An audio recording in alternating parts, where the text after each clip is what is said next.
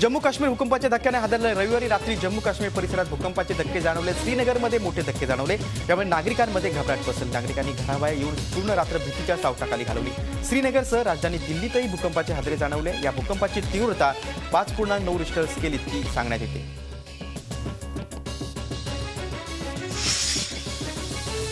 पंतप्रधान नरेंद्र मोदी यांचा मन की बात हा कार्यक्रम येत्या 29 नोव्हेंबरला रेडिओवरून प्रसारित होणार आहे. पंतप्रधान मोदींनी लोकांना ट्विट करून त्यांचे विचार या कार्यक्रमात व्यक्त करण्याचं आवाहन केलंय.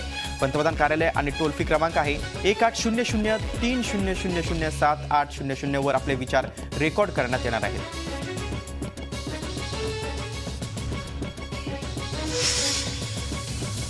बिहारच्या पराभवाचं खापर मोदी शाह जोडीवर फोडल्यावर आता भाजपचे ज्येष्ठ नेते लालकृष्ण अडवाणींचा सूर काहीसा बदललाय.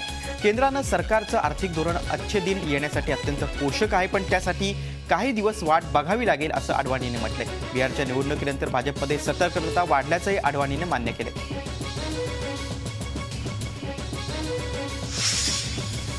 येत्या काही वर्षात अयोध्येतल्या राम मंदिराचं अशोक सिंघल यांचं स्वप्न पूर्ण करू असा विश्वास राष्ट्रीय स्वयंसेवक संघाचे सरसंघचालक मोहन भागवत यांनी व्यक्त केलाय. दिल्लीत अशोक सिंघल यांच्या निधनानंतर शोक सभेचं आयोजन करण्यात आलं होतं. यावेळी भागवत बोलत होते. संपूर्ण आयुष्यभर राम मंदिराचा ध्यास सिंघल यांनी कायम ठेवला आणि लवकरच त्यांचं स्वप्न आम्ही पूर्ण करू असं मोहन भागवत यावेळी म्हणाले.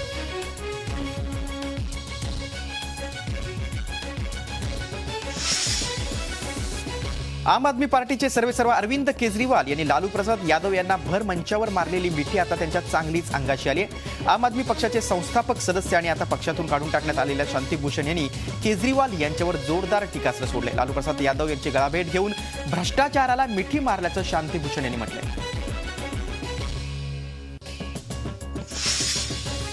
तमिळनाडूमध्ये जोरदार पावसाचा तडाखा सुरूच आहे. यात मृत्यू पावलेल्यांची संख्या 122 इतकी झाली. रविवारी सुद्धा दिवसभर तमिळनाडू आणि नजीकच्या पॉंडिचेरीमध्ये जोरदार पाऊस बरसला. बंगालच्या उपसागरात तयार झालेला कमी दाबाचा पट्टा कन्याकुमारीच्या दिशेने सरकलाय. त्यामुळे पुढच्या 24 तासात दक्षिण भारतात पाऊस पडणार असल्याचा अंदाज वेधशाळेनं वर्तवलाय.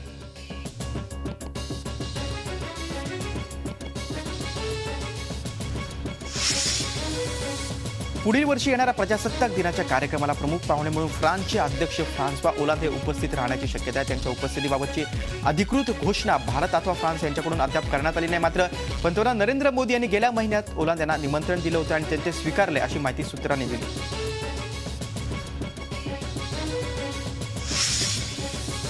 आयसिस या दहशतवादी संघटनेविरोधात आता जग एकवटलंय. जगातील सर्व शक्तिमान देशांनी इराक आणि सिरियातील आयसिस संघटनेविरोधात लढण्यासाठी एकत्र यावं असं आवाहन संयुक्त राष्ट्रसंघानं केलंय. तसंच आयसिस आणि अन्य कट्टरपंथी गटाच्या दहशतवाद्यांकडून होणारे संभाव्य हल्ले रोखण्यासाठी सुरू असलेले प्रयत्न दुपटीनं वाढवावेत असं आवाहन सुद्धा संयुक्त राष्ट्रसंघाच्या सुरक्षा समितीनं केलंय.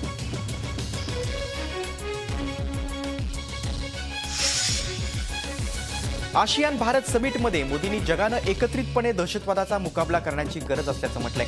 दहशतवाद संपूर्ण जगाची डोकेदुखी ठरला, त्यामुळे त्या विरोधात लढण्यासाठी सर्वांनी पुढाकार घेण्याची आवश्यकता असल्याचंही पंतप्रधान मोदींनी नमूद केलं. तसंच चीनचे पंतप्रधान ली केवियांग यांच्यासोबत झालेल्या भेटीदरम्यानही मोदींनी दहशतवादाविरोधात संघटित कारवाईची गरज व्यक्त केली.